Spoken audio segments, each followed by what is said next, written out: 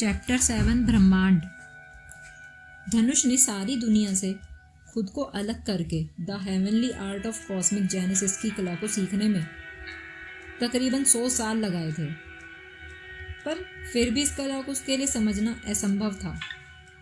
परेशान होकर धनुष ने इस कला को अपने दिमाग के उस हिस्से में फेंक दिया था जहां इंसान जल्दी काम न आने वाली चीजों को रख देता है, जिसे धनुष ने अपनी गर्लफ्रेंड जानवी और बाकी उसके खास दोस्तों से भी कभी शेयर नहीं किया था। उसे लगा कि यह कला तो उन लोगों के किसी काम की नहीं है, इससे उनका वक्त भी बर्बाद होगा और लाख कोशिशों के बाद भी उसके दोस्त और जानवी इस कला को अच्छे से सीख नहीं पाएंगे। लेकिन धनुष का यही डिसीजन उसके दोस्तों और जानवी से उसकी लड़ाई का मेन रीजन बन गया था। उन सब ने सोचा कि धनुष जानबूझकर उनसे वो कला को सीखने की टेक्निक छुपा रहा है और इसी वजह से वे सभी धनुष से बदला लेने के लिए एक दूसरे से हाथ मिलाकर धनुष के खिलाफ हो गए थे। अपने ही लोगों की नफरत के चलते धनुष की आत्मा को उस अमर्त्य दुनिया से बाहर निकाल दिया गया था। धनुष हॉस्पिटल के बेड पर पड़ा हुआ यही सब बातें सोच रहा था, क्योंकि उसके दिमाग का एक हिस्सा हमेशा उसे उस वर्ल्ड में बांध कर रखता था। धनुष खुद से ही कह रहा था कि जब मैं 100 सालों में भी अमर्त्य दुनिया में उस कला को नहीं सीख पाया, फिर एक ही रात में इस धरती पर कैसे सीख सकता हूँ? क्या धरती पर मेरे इस शरीर में अमर्त्य दुनिया से ज्यादा ताकत है? धनुष अपने ही सवालों में उलझा हुआ वही सब सोच रहा था, पर जल्दी ही धनुष ने दिमाग में आए उस थॉट को रिजेक्ट कर दिया।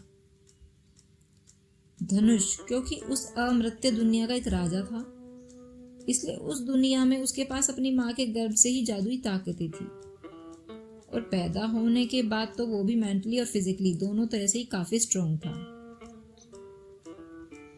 किसी भी नई टेक्निक को समझने की कला उसमें कूट कूट कर भरी हुई थी। धनुष के समझ बूझ के स्ट्रांग होने की वजह से ही उसके आसपास के लोग उससे बहुत जलते थे, जबकि दूसरी ओर यहाँ धरती पर धनुष बचपन से ही एक बहुत दुबला पतला था।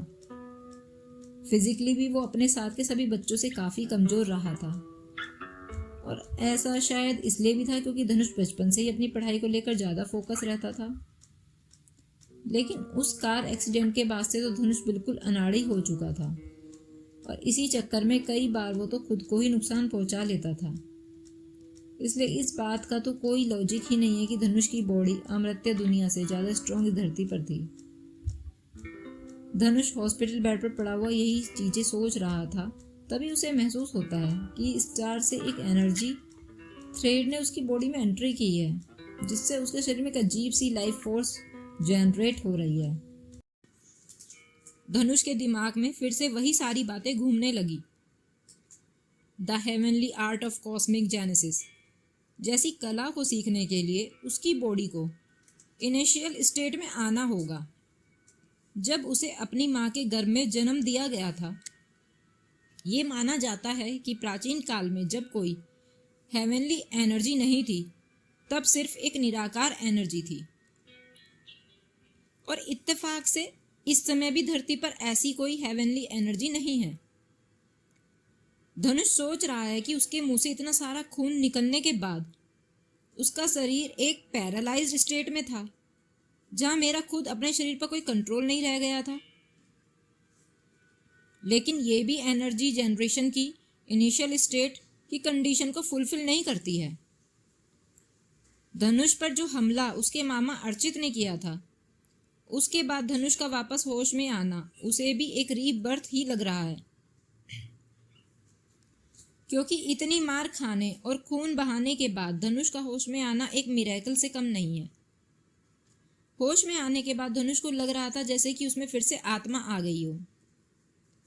धनुष सोच रहा है कि उसकी बॉडी फिर से एक इनिशियल स्टेट में पहुंच गई है, जैसा कि the heavenly art of cosmic genesis की टेक्निक को सीखने के लिए चाहिए था। तो क्यों ना इसे एक ट्राई दिया जाए। धनुष हिम्मत करके उठकर बेड पर बैठ जाता है और वो उन सभी कंटेस्टेंट्स को याद करता है जो उसने उस टेक्निक को सीखने के लिए कई हजार बार याद किया था और इसी के साथ फिर से एक बार उस टेक्निक को सीखने की ओर धनुष ने अपना पहला कदम उठा लिया था। और यूनिवर्स फॉर्मेशन की एनर्जी क्रिएशन की टेक्निक को सीखने का पहला कदम था सितारों का आक्रमण। देवता आसमान में रहते हैं और राक्षस जमीन पर रहते हैं। शायद भगवान ने अपने लिए आसमान इसलिए चुना था कि वो राक्षसों से अलग शांति से रह सकें। और इसी तरह भगवान और राक्षस अलग अलग एक दूसरे से काफी दूर रहते हैं।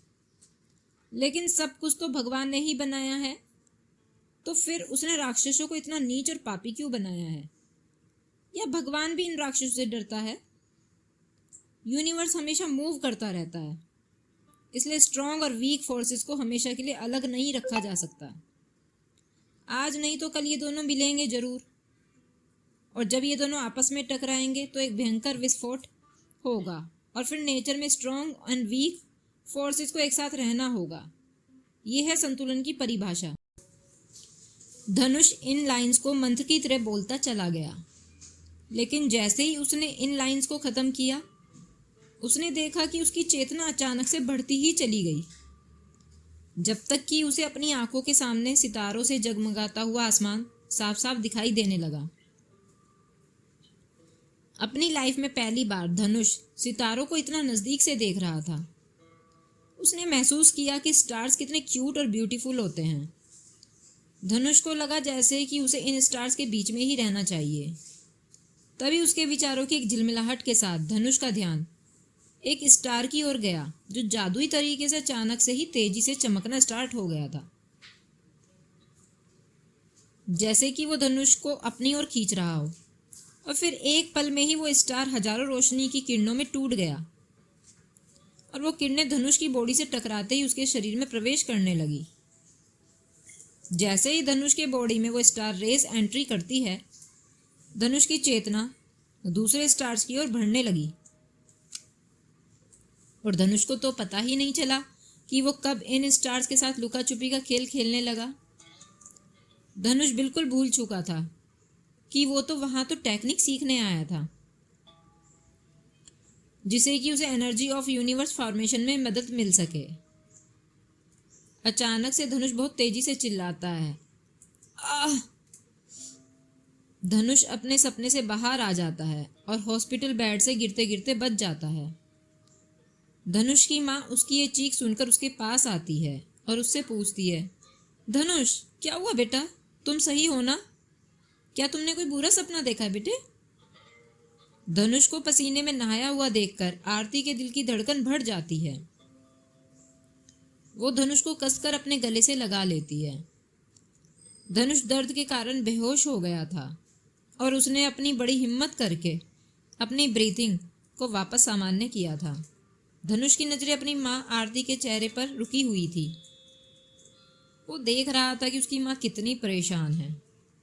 धनुष ने आहिस्ता से आरती की और गर्दन हिलाकर अपने ठीक होने का एहसास उसे दिलाया, क्योंकि वो अपनी माँ को परेशान नहीं देख सकता था। धनुष किसी को भी अपनी अमृत्या दुनिया के बारे में नहीं बताना चाहता था। धनुष जानता था कि किसी भी साधारण इंसान को दुनिया में कोई परेशान नहीं कर सकता, लेकिन अगर किसी के पास कोई बहुत बड़ा छुपा हुआ खजाना हो तो लोग उसे जीने नहीं देते। इसलिए वो इस बारे में किसी से भी कोई बात नहीं करना चाहता था, ताकि उसे और उसकी माँ को कोई खतरा ना हो। धनुष अपनी अमर्त्य दुनिया यानी द इमॉर्टल वर्ल्ड के बारे में अपनी माँ को भी नहीं बताना चाहता। उसे पता था कि उसे अपनी माँ से कोई खतरा नहीं है, पर अगर गलती से भी ये बात किसी को पता लग गई तो वो लोग उसकी माँ को परेशान करना शुरू कर सकते हैं और उनकी लाइफ में बहुत सी परेशानियां खड़ी कर सकते हैं। तू शरारती, नालायक, सोते हुए भी शरारत करने से बाज नहीं आता। देख तुझे कितने पसीने आए हुए हैं, कितनी बदबू तेरे अंदर से आ रही है। मैं अभी गर्म पानी लाती हूँ और तुझे नहलाती हूँ। आरती धनुष के बालों को सहलाती उसे प्यार में डांटती है और ये कहकर उसके रूम से बाहर आ जाती है। जैसे ही धनुष देखता है कि माँ बाहर गई, धनुष दर्द में चिल्लाता हुआ बेड पर इधर उधर करवटें बदलने लगता है और तेजी से सांस लेने की कोशिश करता है। वो जानबूझकर अपनी माँ के सामने डर से नहीं चिल्ला रहा था, वरना उसकी माँ को बहुत दुख होता। कुछ देर बाद धनुष थोड़ा शांत होकर लेट जाता है। आरती के जाने के बाद धनुष फिर अपने आप से ही कहता है, आक्रमण। वाकई में यूनिवर्स फॉर्मेशन की कला यानी heavenly art of cosmic genesis, जो अमर्त्य दुनिया के प्राचीन युग की कला है, उसमें अपनी एनर्जी नहीं है। वास्तव में इसे एनर्जी सूरज, चंद्रमा और स्टार से मिलती है। शुरुआत में मुझे इस एनर्जी फॉर्मेशन की टेक्निक नहीं मालूम थी, लेकिन जब मैं खून की उल्टी करने के बाद इनिशियल स्टेट में पहुंच गया था तो मैंने ये टेक्निक सीख ली। मैंने बड़ी मुश्किल से ये टेक्निक सीखी है। सौभाग्य से मेरा शरीर पैरालाइज्ड हो गया, नहीं तो मुझे ये मिस्टीरियस टेक्निक कभी ना मिल पाती। अपने शरीर में स्टार्स की एनर्जी को फील करते हुए धनुष खुश हो रहा था, पर अभी भी उसके शरीर में इंजरीज के कारण काफ़ी कमजोरी थी और उस दर्द ने धनुष को अंदर तक झकझोर कर रख दिया। ये दर्द ठीक वैसा ही था जैसा कि धनुष ने तब फील किया था जब वो अमर्त्य दुनिया यानी इमॉर्टल वर्ल्ड के तूफान का सामना कर रहा था।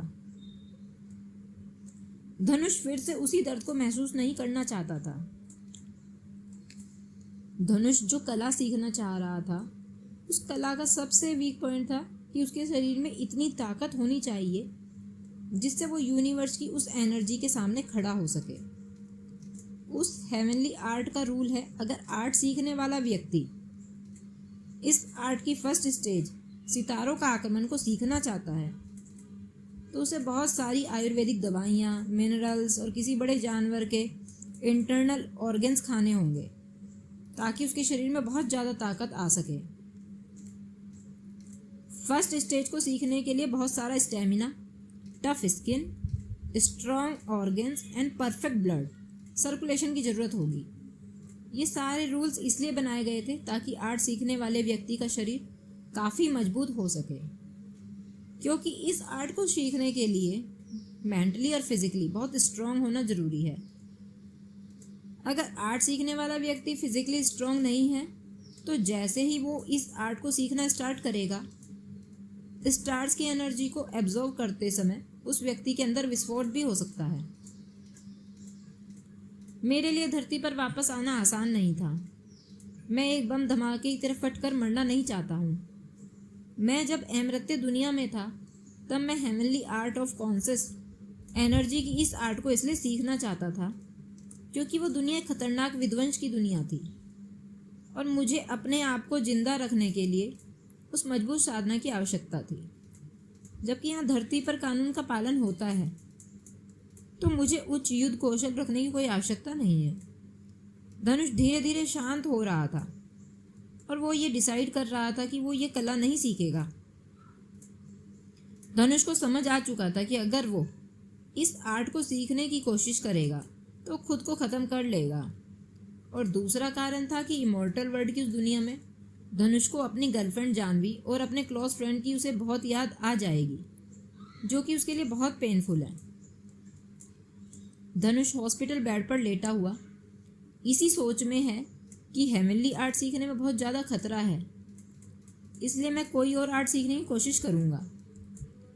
धनुष जब उस आर्ट को सीखने की इच्छा छोड़ रहा है तब उसके दिल में अजीब सा सुकून आ जाता है, जिस सुकून को वो उस अमर्त्य दुनिया में करीब कई हजार सालों से मिस कर चुका था।